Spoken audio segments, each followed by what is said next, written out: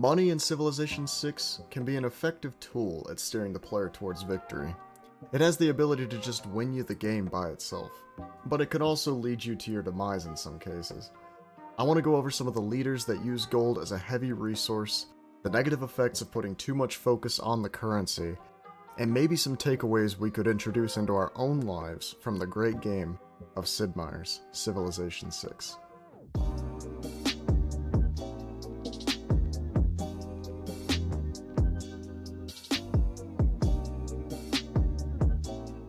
It's important to note that this video isn't meant to say that one Civ will have a 100% chance of producing the most gold in a given game.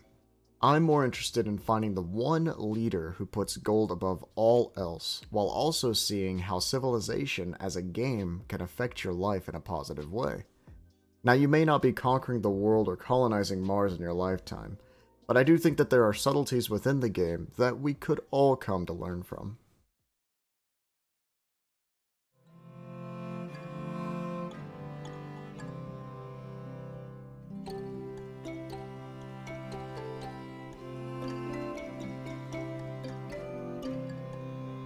These civs literally have no idea how to make money. None of their abilities or special units produce any gold advantage. But that's not to say that they can be very strong, like Gilgamesh or Frederick Barbarossa. Gilgamesh has the ability to make war carts, and Frederick Barbarossa, he can take out city-states. But that's not really our focus today. Just know that these civs have the ability to win a game, but they usually resort to not using money as a strong resource.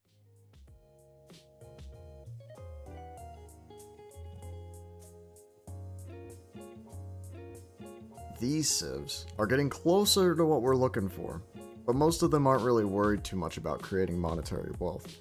These civs' main goal is not in producing gold, but winning by other means.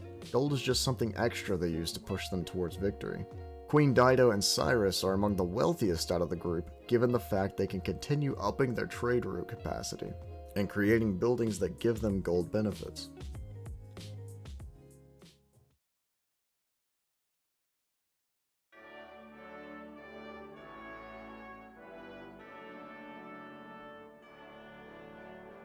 To reiterate, the civs I've listed before still have the possibility of defeating these guys, and sometimes even dominate in particular games. But we have made it to the leaders that in my opinion can become the wealthiest. Sure, they each have their own agendas in mind, but one thing is certain, they will spare no expense to claw their way to victory. I'd like to touch on each one specifically, since I believe that each one has a rather unique playstyle. Note that these strategies aren't set in stone. You could, for instance, win a domination victory with the Congo, although I don't see that as the most optimal path. Queen Victoria has one of the strongest naval presences in the game. Her two abilities give bonuses and advantages to producing an armada of ships and troops to help steamroll her way to victory through means of domination. With the Redcoats and Sea Dogs at her side, it is easy for her to claim large amounts of territory, especially if that territory lies outside her capital's continent. That is where the power in her wealth lies. You see, each time your first city on a new continent is founded, you are awarded a free melee unit, and most importantly, an addition to your trade route capacity. Something you should know, trade routes are one of the biggest wealth building tools in the game. Later on towards the end of a match, a trade route has the ability to produce 30 or more gold each, and with a standard Civ game having around 4 to 5 unique continents, Victoria is a contender to have the highest possible trade route capacity available in the game. Not to mention her Royal Navy dockyards also give a slight gold bonus for each one she owns. With all this said, the gold she produces is well spent on producing more troops in her army and leveraging deals for more powerful strategic resources later on in the game. An alternative path to victory could be through culture, since she is incentivized to improve infrastructure, such as industrial zone buildings which can help construct great wonders. Though I don't find this to be the most optimal strategy, as she is a civilization who is built on spreading to other continents, which could inevitably lead to some conflict between the other leaders.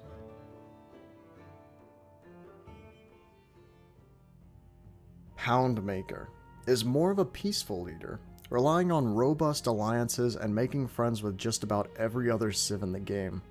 Favorable terms gives him good benefits for being able to form alliances early since he shares visibility with each type, strengthening his relationships for his trade routes to collect him extra food and gold. The Kree's special ability also awards him a +1 to his trade route capacity, while also giving his traders the ability to claim more land when they first move into unclaimed territory. His unique tile improvement gives slight gold advantages, and his special scouts can traverse to other civilizations without as much fear for being killed on the field. All this to say that Poundmaker is built for a diplomatic victory. If you can manage to persuade the other players in the game to side with you during the meetings, you have the potential to sway the votes heavily in your favor.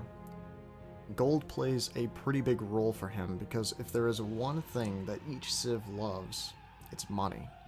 If you see another leader not too happy with you, you have the financial freedom to give him a great deal he may not be able to refuse. It is hard to envision Poundmaker winning using another strategy. Of course, his abilities are so versatile that it is possible to take any path, but diplomacy seems to be his strong suit. My good friend Mvimba, a very unique leader with his first ability shutting down any possible way to gain a religious victory. With this in mind, it narrows our options just a little, but I believe overall Mvimba is an outstanding culture player. +2 food, +2 production, and +4 gold from each relic, artifact, and sculpture he owns, while at the same time receiving 50% more great writer, great artist, great musician, and great merchant points.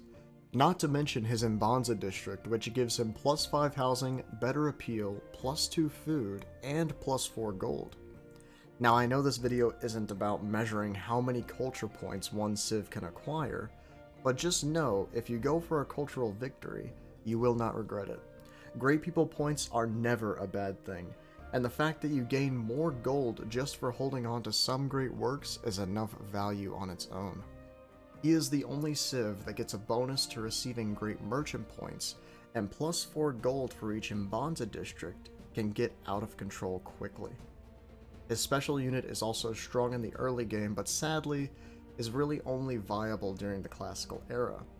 Overall, Mvimba left alone can use his gold as a tool to be the most culturally driven civ in a match. Jadwiga, another unique leader in the game, in that she relies both on a strong military and a dominant religious presence. Her two abilities, Lithuanian Union and Golden Liberty, synergize very well, incentivizing you, the player, to take part in as many culture bombs as possible. While she builds up her religious infrastructure, her armies help defend the land from foreign invaders. Her gold output doesn't seem like much, but given the fact that each of her unique buildings will give you an additional trade route capacity if you don't already own a lighthouse building, is quite strong. +4 gold from domestic trade routes and +4 gold for each relic you own, it is safe to say it won't be hard getting the funds necessary to run the Polish kingdom. Now in terms of a victory path, this one was a bit more difficult for me to decide, but in my opinion, she seems best suited for a religious victory. I could see arguments for domination or even culture, but I feel religion best fits the game plan Jadwiga is going for. Now there's one leader I have failed to mention. Mansa Musa, the richest man in history, and also potentially the richest leader in a given game of Civilization 6. The leader of Mali is one of my favorite civs, but is also challenging to play. While recording, I have to admit I had to restart twice, but that doesn't take away from his huge potential. Mansa Musa has something that not a lot of other civs have, and that is variety, and getting to choose the way you want to win. Sure, you can try to be a peaceful cultural butterfly with Germany, but I doubt Frederick would have too much fun with that. The key to success for Mali is to decide very early on which victory you would like to go for.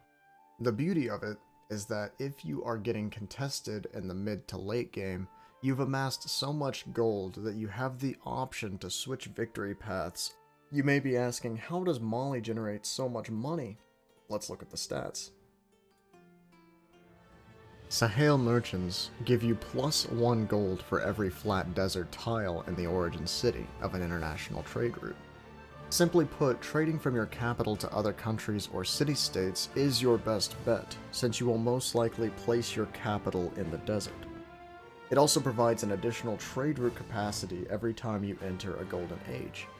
If you are able to land every golden age possible, Mansa Musa can have 8 additional trade routes at his disposal, which is a lot. And this is just the unique ability. Song of the Julie is Mali's ability, which gives +4 gold to mines. But with the gold, sacrifices -1 production to each mine. You also have the ability to purchase commercial hub buildings with faith, but lose 30% of production towards constructing buildings or training units. These losses in production can hurt, especially in the early game, but if you can persevere and push towards the Industrial Era or even the Renaissance Era, you have a high chance at winning the game. Saguba is his specialty district, which replaces the commercial hub. Buildings, districts, and units are 20% cheaper to buy with gold and faith if you have a Saguba in the city. +2 gold for each adjacent holy site, +2 gold from a tile containing a river's edge, +1 gold for every 2 adjacent district tiles. The man knows how to make gold. The last thing to mention is his Monde Kalu cavalry. It's a unit that replaces the knight and gives bonus gold equal to 100% the defeated unit's base combat strength, while at the same time able to provide immunity to traders who are within 4 tiles away. You can choose really any route, and I would actually suggest going religious, since he already has some religious benefits to him. Personally, I believe the hardest might be culture. But it is hard to say, since you can just buy the books, bookcases, heck, the whole museum from every civ in the late game. Canada actually proved to be the most difficult in my playthrough, given the fact that he typically shoots for a diplomatic victory. He was able to talk his way into deals with the AI that allowed him to amass a large amount of points, giving him a huge advantage when it came time to vote.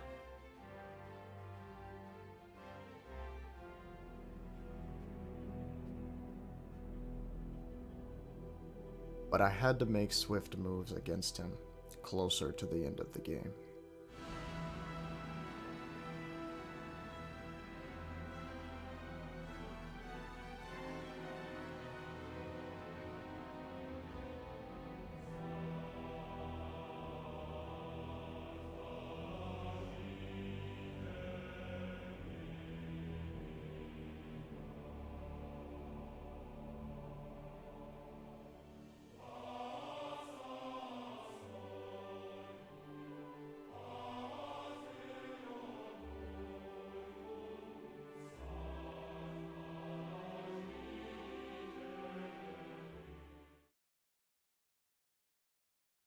My whole strategy revolved around making the most money, and luckily, I won.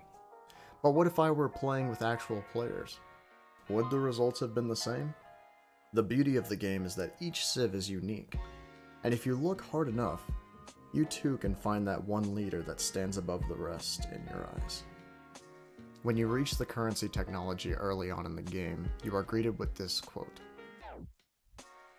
I do find it very important to really find your early game strategy, and try your best to stick with it. Yes, of course, it is okay to change up tactics if your opponent sniffs you out, but keeping the game simple can sometimes prove to be the best solution.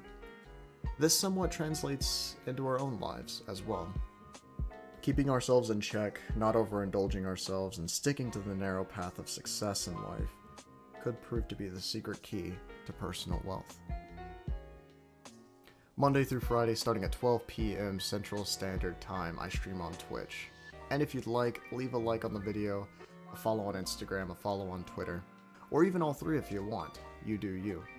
My Twitch content is kind of up in the air right now, but jump on in if you want. Thank you for watching.